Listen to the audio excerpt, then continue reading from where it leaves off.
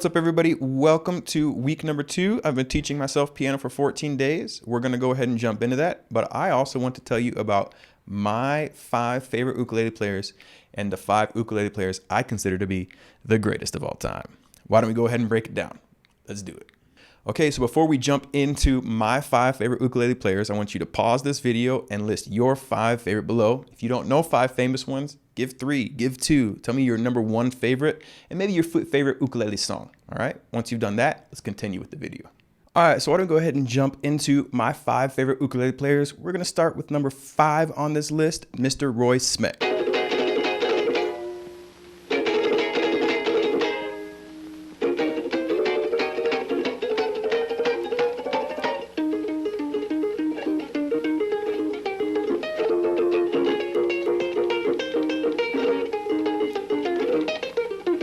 Cool, so you see from the video, Roy was an absolute shredder in a time of ukulele non-shreddingness.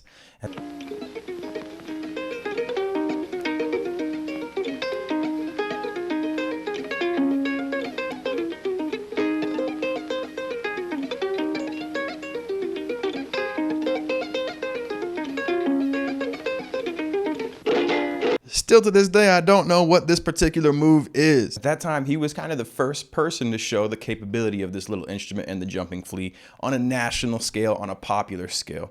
A lot of people give him credit for the ukulele boom in the 30s in the United States. You can see he was full of tricks, he was full of all kinds of things, and he really shred that jumping flea. If it wasn't for Roy, we probably wouldn't have the next guest on our list, which is number 4 on my list, Mr. George Formby.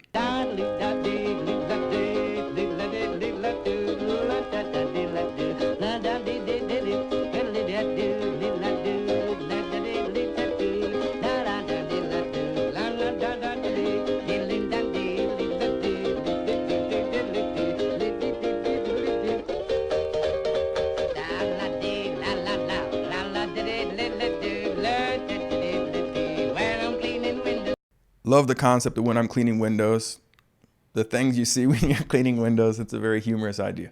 George Formby was the British version of Roy Schmidt, but his presence, see, in terms of skills, these are kind of pretty evenly played players, but the impact that George had on the ukulele community was a little bigger. You can see he played with a banjo-lele as opposed to an ukulele, which was a little distinct. But he also made frequent appearances in movies, acting, all kinds of things. Plus, he wrote a lot of his own tune. And still to this day, there are George Formby societies in Britain as well, too, and maybe around the world. I'm not sure about that. Maybe there is in the United States as well. I don't know. But his impact on the ukulele was greater than Mr. Schmidt in terms of creating the next generation of players. So between 5 and 4, I have to give the nod to Mr. Formby. Random fact, feeling kind of Hawaiian today. It's pretty cool. Number 3 on my list, and my personal favorite, but I'm going kind of by impact of ukulele playing and skills and everything, and I kind of slipped this one in because not a lot of people are going to know this one, is Oka Leilaza.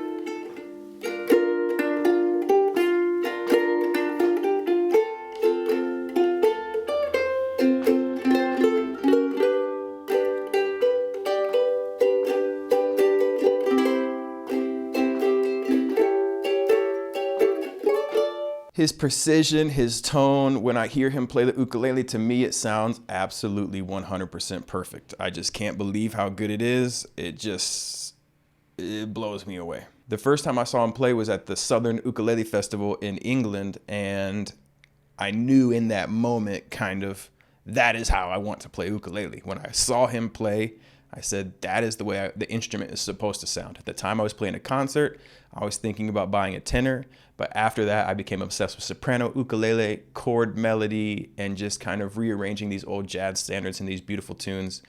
This guy walked out, sat down, 2 old ukuleles, 2 old cases, and just played song after song after song perfect. And I was just blown away. He may not get the accolades as like an Alderine Guerrero or something like that, but this dude is an ukulele player's ukulele player. This is the guy that the good ukulele players go to listen and watch. He's just unbelievable on another level. Victoria Vox did the workshop with me in that festival for him in his strumming, and the whole time she just kept saying, I don't get it. I don't know how he does it. This guy's another level. Number 2, James Hill.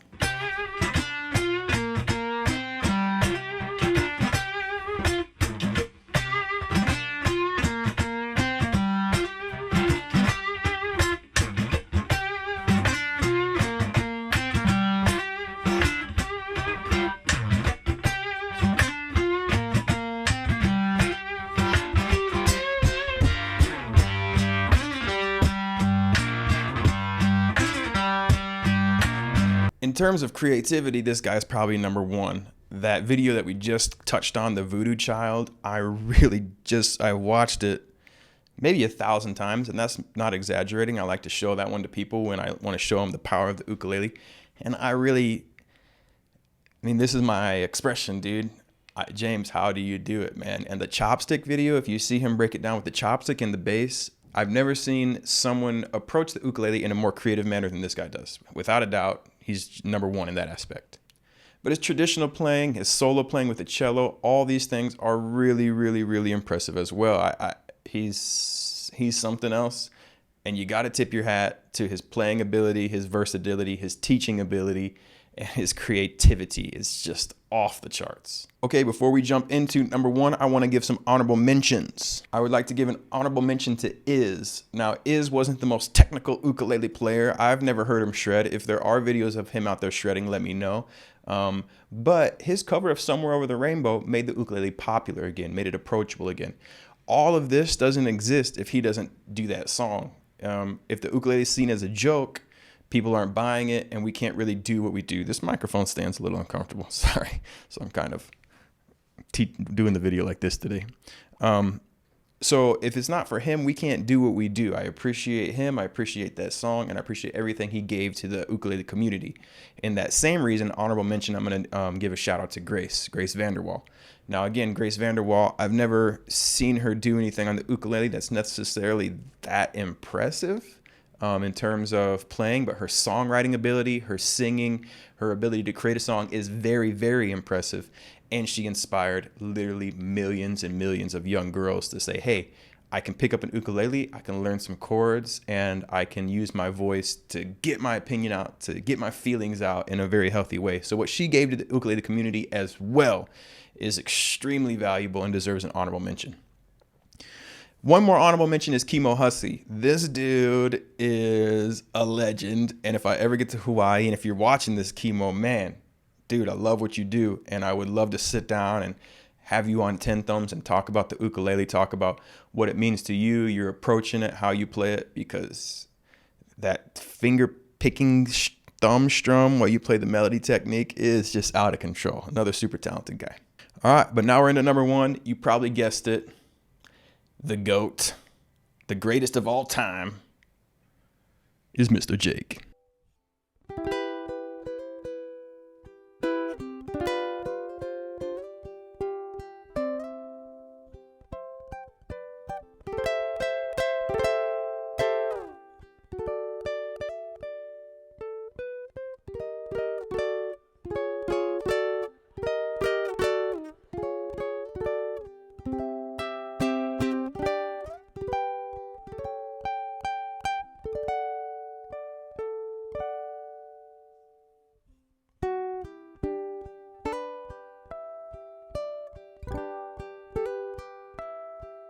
Jake Shimabukuro is talented on every level. He's personable. His shows are great. They continue to evolve. They can be solo. They can be with guitar or bass.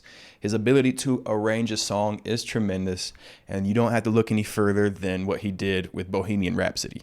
I watched that video really before I was starting to play ukulele, and I said, goodness gracious, there is much more to this than I realized, and I need to explore kind of what this guy does and how he approaches it, because he put an entire rhapsody of one of the greatest rock and roll bands all the time into just 4 strings. His video of Why My Guitar Gently Weeps in Central Park was also a game changer. Not only is his playing virtuoso, but his arranging is virtuoso. And as someone who's been teaching chord melodies now for a couple years, I appreciate both what happens on the stage and off the stage. And again, I appreciate his ability to constantly evolve. Just a really, really talented musician and a pleasure to hear play. And in my opinion, the best ukulele player of all time. Okay, so why don't we go ahead and talk about what I learned. This week I was practicing Hit the Road Jack by Mr. Ray Charles. Now, the channel went over 200,000 subscribers, and that generated a little extra work. So I got my 5 30-minute practices in Monday, Tuesday, Wednesday, Thursday, Friday for 30 minutes. I got them all in, but I'm going to tell you right now, there's different levels of practice. There's kind of me just...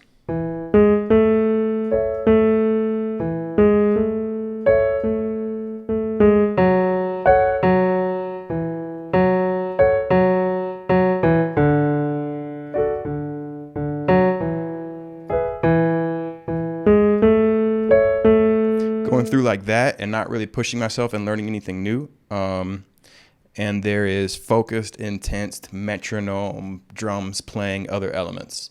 So in terms of your personal practice, whether it's piano or the ukulele, this mic stand's killing me. Sorry, I just feel like I'm sitting like this. Is focus practice, all right? Are you noodling? Are you practicing? How are you arranging your practicing time? Is it all new stuff? Is it all old stuff? This week, admittedly, too, I spent quite a bit of time going over what I had already learned. Let's see if it sounds any better.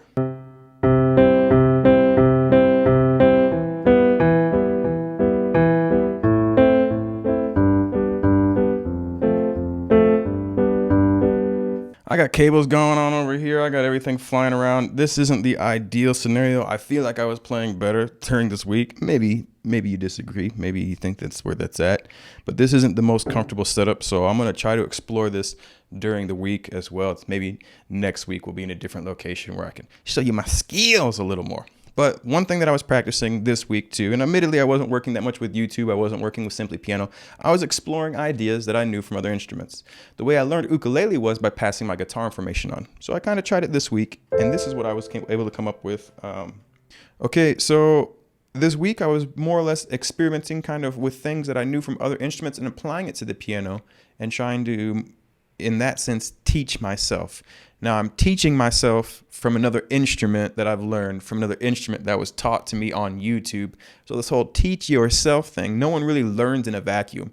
Even if you learn from just listening and you learn from your ear, you're not really teaching yourself because you have the music to guide you. So I'm not a big fan of that particular expression because we don't do anything by ourselves.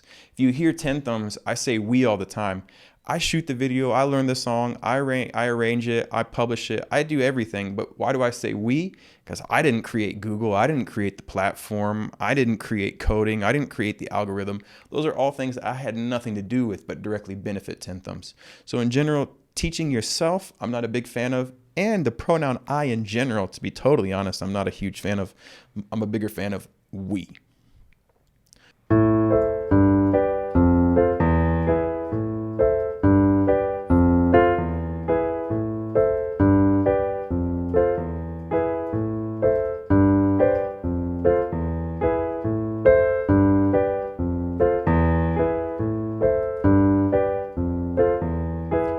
Hit the road, Jack, don't you come back no more, no more, no more, no more. Hit the road, Jack, don't you come back no more. Yeah.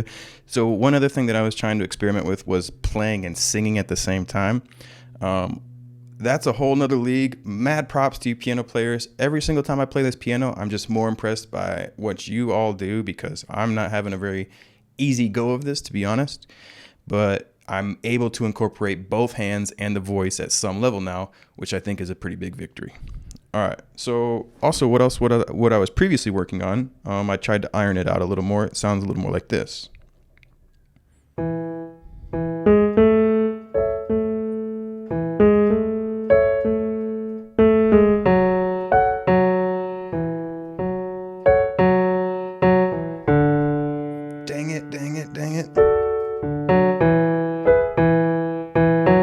Dang it.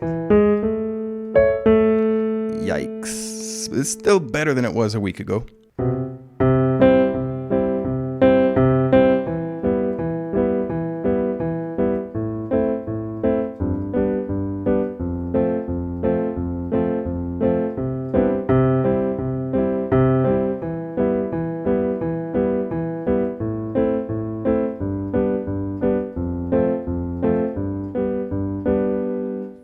And that as well is still a little better than it was a week ago. All right, so my 2-week evaluation so far, I would give my grade a C.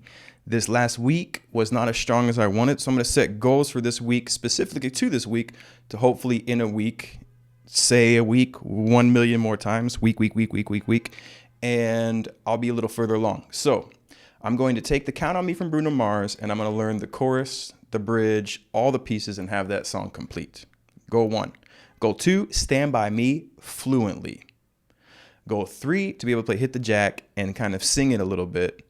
And goal 4, I'm going to start a classical tune. And goal 5, I'm still going to try to fix out how to play the simply piano so I can get my sheet reading skills up to par. All right, everybody, piano vlog, week number 2, 14 days into this experience. And I appreciate you following along with me. And I will see you in another week for another cool chat and my piano progress. Have a lovely day. Take care of yourselves and keep on rocking and rolling.